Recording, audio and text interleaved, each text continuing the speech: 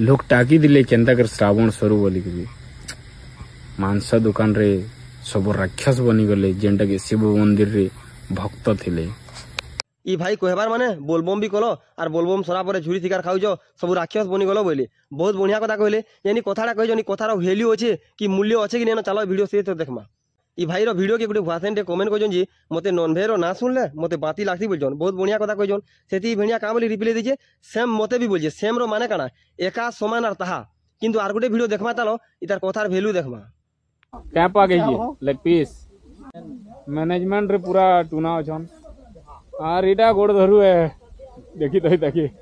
गुड़ा गुदा ना करे यानी गुड़ा गुदा करबू बेले ती पूरा फेमस हे जीवो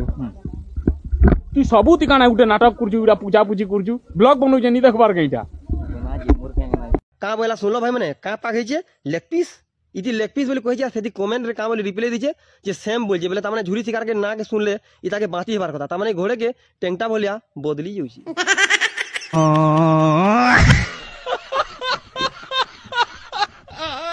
ई पिला तो झुरी शिकार के घृणा करसी झुरी शिकार के देखे लगी बाती करती ता ना धरले भी अरे पांचटा लोग से कहीं जो भुजी करी जदी भी गलु ती तो लेग पीस रो ना नहीं धरबा कथा तोते पर घृणा लागसी तार माने तू ढापो नहीं करी सुजीर कोना गनुचू थू कैंप आ गई लेग पीस